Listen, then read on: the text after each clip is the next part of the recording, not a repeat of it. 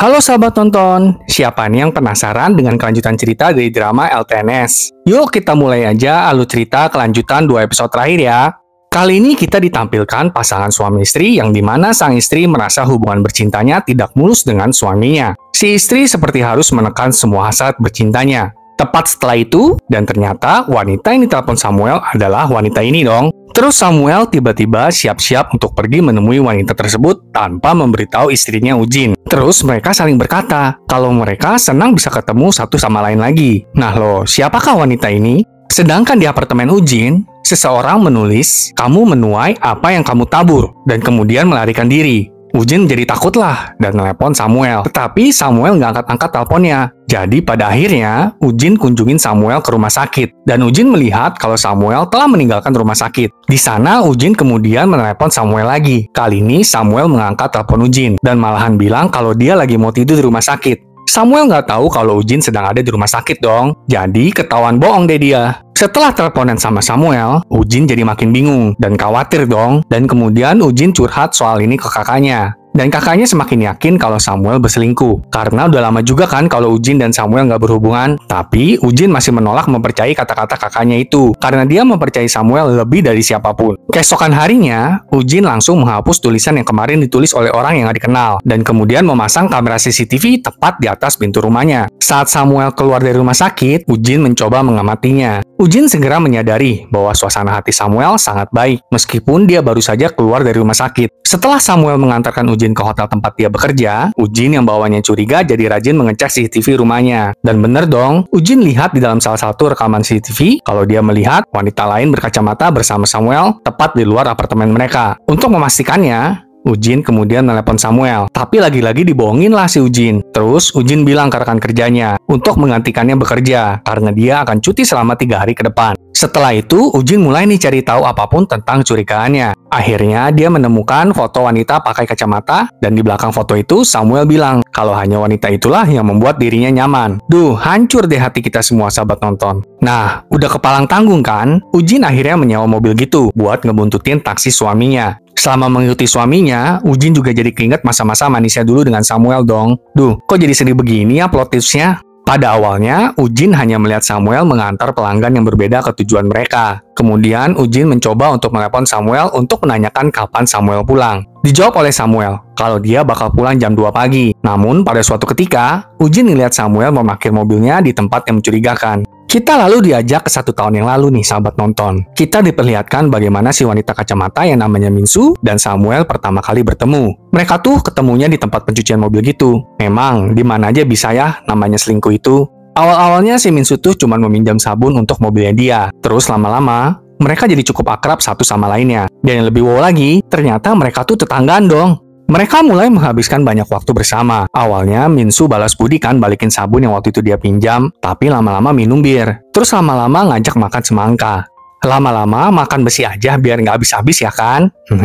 Bercanda sahabat nonton. Samuel dan Minsu sepertinya saling memiliki chemistry dan mereka memutuskan untuk menjadi teman bersih-bersih buat rumah mereka masing-masing. Ada-ada aja ya memang. Mereka juga terlihat seperti memiliki ketertarikan fisik satu sama lain. Mereka melakukan semuanya itu secara rahasia. Jadi masing-masing pasangan mereka tuh sama-sama nggak tahu kalau mereka berdua saling kenal dan bahkan sering menghabiskan waktu berdua. Suatu hari di siang hari, saat Samuel dan Minsu sedang bersih-bersih di rumah Minsu, suami Minsu pulang ke rumah tiba-tiba. Terus si Samuel langsung bersembunyi gitu dong. Nggak sampai di sana, Minsu juga memberikan suaminya obat tidur agar Samuel bisa kabur. Nah, disitulah awalnya Samuel mulai mencoba untuk memutuskan hubungan mereka. Tapi Minsu terus merajuk dengan alasan kita kan cuma bersih-bersih aja, nggak melakukan yang aneh-aneh. Tapi Samuel bilang, nggak, ini salah. Soalnya kita harus sampai sembunyi-sembunyi. Setelah itu, Samuel beneran mencoba untuk menjauh dari Minsu. Abis itu, mereka berdua tingkahnya udah kayak abis putus cinta gitu loh sedihnya. Ya ampun, nggak sadar diri ya, padahal udah sama-sama nikah loh. Balik lagi ke waktu sekarang, Minsu menghubungi Samuel. Terus Samuel keluar dari taksinya untuk membeli obat. Setelah itu, Samuel pulang ke apartemen kan? Tanpa pikir panjang, Ujin ngikutin Samuel dong masuk ke apartemen. Setelah sampai di apartemen Minsu, Ujin mulai merekam Samuel saat bersembunyi di balik dinding. Dalam rekaman tersebut, dia melihat Samuel masuk ke dalam apartemen Minsu. Dan Ujin tahu kalau Minsu itulah wanita yang dilihat di rekaman CCTV sebelumnya. Dalam keadaan marah, Ujin mulai menuangkan bensin ke seluruh bagian di luar apartemen Minsu dan memegang korek api. Lalu kita diperlihatkan kalau hubungan intim mereka tuh gak gitu aja padam. Waktu pacaran malahan sangat mengebu, dan mulai padam setelah 3 tahun menikah. Saat Ujin pengen berhubungan, Samuel tuh susah ereksi karena dia minum obat buat rambut gitu loh sahabat nonton. Memang ada beberapa obat tuh yang mempengaruhi hormon. Nah, saat Samuel yang mau, Ujinnya yang malahan kelelahan. Terus aja begitu sampai keduanya pisah ranjang. Kembali ke waktu sekarang, Ujin berhasil mengendalikan dirinya sendiri dan tidak jadi membakar apartemen Minsu. Terus, Ujin malahan memeras Minsu dong, seperti yang dia lakukan sebelumnya kepada pasangan-pasangan yang berselingkuh. Akhirnya ya, Minsu memberikan uang sesuai yang diinginkan oleh Ujin. Saat pulang ke rumah, Samuel baru tahu kalau Ujin ngejalanin lagi pekerjaan memeras para selingkuh. Samuel tanya, kali ini siapa korbannya? Terus Ujin bilang, seorang supir taksi. Terus Ujin juga bilang, ada yang lebih mengejutkan lagi loh. Mereka itu ternyata tinggal di gedung yang sama dengan kita. Akhirnya Ujin menghadapi Samuel dan bilang tentang Samuel yang menyelinap ke rumah Minsu. Namun Samuel sepenuhnya membantah klaim tersebut dan mengatakan kepada Ujin bahwa mereka hanya teman bersih-bersih dan mereka saling bantu membersihkan rumah satu sama lain. Tapi jelaslah, cukup sulit bagi Ujin untuk percaya bahwa suaminya dan Minsu tidak berselingkuh, karena dia melihat keduanya masuk ke dalam rumah bersama. Karena itu, Ujin terus menyerang Samuel, dan menyalahkan Samuel karena merusak hubungan dan pernikahan mereka. Pada saat itu, Samuel juga kehilangan ketenangannya, dan kemudian mengungkapkan bahwa dia mengetahui apa yang Ujin lakukan 2 tahun lalu. Kemudian kita dibawa ke suatu malam, di mana saat itu Ujin bertengkar sengit dengan Samuel. Ujin lalu meninggalkan apartemen mereka, dan menghubungi pria lain, yang tampaknya adalah salah satu mantan pacar Ujin. Tak lama kemudian, keduanya bertemu di sebuah hotel, dan mereka terlibat dalam hubungan intim dong. Walah, kacau deh. Dengan demikian, terungkap sudah kalau Ujin memang telah bersingkuh dari suaminya Samuel. Hari itu, ternyata Samuel melihat semuanya, dan mengetahui pengkhianatan Ujin. Namun selama ini, ternyata Samuel belum pernah mengkonfrontasi Ujin tentang hal itu. Balik lagi ke waktu sekarang, Ujin akhirnya mengakui kalau benar dia tidur dengan mantan pacarnya. Sambil berlutut, Ujin juga meminta maaf kepada Samuel. Setelah itu, Ujin juga menuntut agar Samuel jujur ajalah sama dia. Samuel udah ngapain aja sama si Minsu. Tapi Samuel kekeh tetap bilang kalau dia nggak ngapa-ngapain. Cuma temen aja. Mereka cuma suka bersih-bersih bersama aja, tanpa melakukan apa-apa. Tidak seperti yang Ujin pikirkan. Tapi ya, mendengar hal itu, Ujin tetap nggak terima dan semakin marah. Pada akhirnya, mereka berdua mengeluarkan semua unek-unek tentang apa yang mereka rasakan selama ini dalam pernikahan mereka. Setelah terpendam cukup lama. Tapi mereka masing-masing tidak mampu mengutarakan dan membicarakan apa yang ada di pikiran mereka. Pada akhirnya, semua emosi mereka meledak saat itu juga. Apalagi saat Samuel mengakui kalau dia memang menyukai Minsu. Memang ya, dalam hubungan pernikahan itu, komunikasi terhadap pasangan itu penting.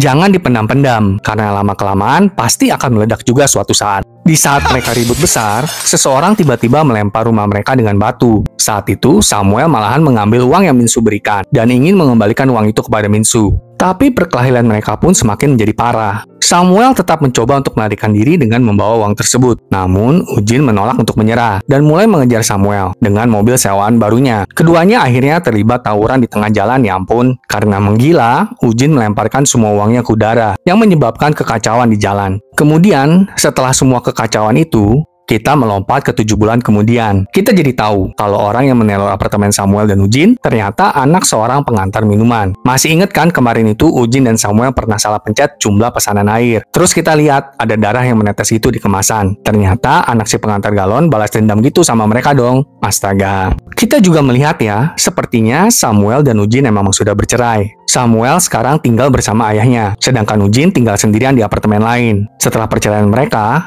pertama kali bertemu untuk menjual apartemen lama mereka. Setelah bertemu, Ujin memberitahu Samuel bahwa dia ingin mengatakan sesuatu kepadanya. Mereka pergi ke sebuah restoran. Di situ, Ujin menjadi sangat emosional dan meminta maaf kepada Samuel atas perilakunya dan masalah dalam pernikahan mereka. Mereka berdua terlihat sedih setelah perceraian mereka yang memilukan. Sepertinya keduanya masih memiliki perasaan satu sama lain. Ujin akhirnya menangis di depan Samuel, yang juga mulai menitikan air mata. Samuel juga meminta maaf pada Ujin atas kesalahannya. Kemudian kita melompat ke hari di mana malam Natal. Ujin menghabiskan malam Natal sendirian di rumah. Tiba-tiba Samuel datang mengunjunginya, dan mereka mulai menghabiskan waktu bersama sambil minum. Setelah itu, mereka mulai membicarakan hal-hal nggak penting di masa lalu, dan segera mulai merasakan percikan cinta di antara mereka lagi. Dan mereka pun akhirnya mulai bercinta. LTNS berakhir di sini, sahabat nonton. Teman nonton kamu benar-benar nggak nyangka kalau cerita drama ini begini loh, sahabat nonton. Ini ngingetin kita semua ya, sebelum kita ngejudge orang lain. Sebaiknya kita periksa diri kita sendiri dulu. Jangan-jangan kita juga melakukan dosa yang sama. Tapi perlu kita akui kalau drama ini cukup menarik untuk kita nonton. Karena ceritanya beda dari drama yang biasanya. Dan mengangkat cerita yang cukup menarik untuk kita bahas. Dan semoga ada pelajaran yang akan kita bisa ambil dari drama ini. Nantikan kami di drama berikutnya ya. Sampai jumpa!